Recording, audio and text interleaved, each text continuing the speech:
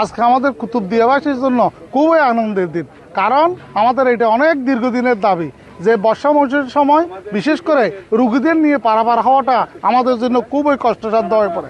আর কুতুব আউলিয়ার দেশ আমাদের মালাক শাহ হুজুরের দরবারে লাখ লাখ মানুষ প্রতিদিন হাজার হাজার মানুষ এইখানে আসে। বিশেষ করে উরস আগামী 29-30 তারিখ যে উরস হচ্ছে, এই উরসে লাখ লাখ মানুষ আসবে। এতে যাতায়াতের যে সুবিধা হবে তার জন্য এই সরকারকে অসংখ্য ধন্যবাদ। আগে আমাদের বর্ষার সময় অনেক দুর্ভোগ ছিল, যেমন ঝড় বৃষ্টি রোদে বৃদ্ধ মানুষ এবং রোগী সবাই যাতায়াতে অনেক কষ্ট পাইতো, বৃষ্টিতে ভিজত, তারপর খরা রোদ হলে রোদের মধ্যে পোহাতে হইতো। বৃদ্ধ মানুষ এবং বয়স্কদের খুবই আপনার ওই রোগীদের খুবই কষ্ট হইতো। আজকে সংশ্লিষ্ট কর্তৃপক্ষ অনেক ধন্যবাদ জানাই। আমরা দীর্ঘদিন যাবত এখানে কষ্ট পাচ্ছি ঘাট পারাপারের জন্য। এই ঘাট পারাপারটা যে তিনবার যে পারাপারের ব্যবস্থা করা হয়েছে, সেটা যদি ঘন্টায় ঘন্টায় যদি দেওয়া হয় তাহলে আমাদের জন্য আরো বেশি সুবিধা হবে বলে আমি মনে করি। নায়াসিনামাইড ও স্যালিসাইলিক সমৃদ্ধ লিলি ফেস ওয়াশ যা ফেসের ডেড স্কিন সেল দূর করে দেয় দ্বিগুণ ফাস্টার ব্রাইটেনিং। অনেক শিক্ষানুরাগী মানুষজন আছেন, এনাদের যোগাযোগের একটা বড় সমস্যা দীর্ঘদিনের।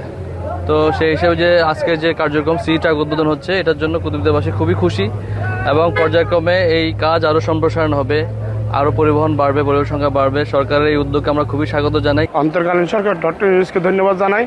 ভোটের আগে যে একটা জিনিস আমাদেরকে দিয়েছে, এটা দেওয়ার জন্য আমাদের এলাকার মানুষ অনেক খুশি। সকাল 7টা থেকে যে ট্রলারগুলো ছাড়ে 4-5 লোক হয়, এই 5-7 লোক দিয়ে তো সিটারে আসা যাওয়া করা যাবে না। সিটারে চালু লাগতে হলে তো মিনিমাম 100 হয়তো 150 লোক লাগবেই, কারণ এখানে 2-5 আমাদের তাইতে ট্রলার ছাড়তে হয় 4 জন এবং 5 জন, তাইতে এমনি খালিও ছাড়তে হয়। সিটার একটা চালু রাখার জন্য যাত্রীর উপর নির্ভর করবে। যেটা কোনো আমাদের স্থায়ী কোনো সমাধান না। আমাদের কুতুবদিয়াবাসীর যে দাবি যে আমরা বিভিন্ন আন্দোলন, বিভিন্ন মন্ত্রণালয়ের স্মারকলিপি সহ একযোগে অনেক আন্দোলন হয়েছে আমাদের ফেরি সার্ভিসটা চালু করার জন্য।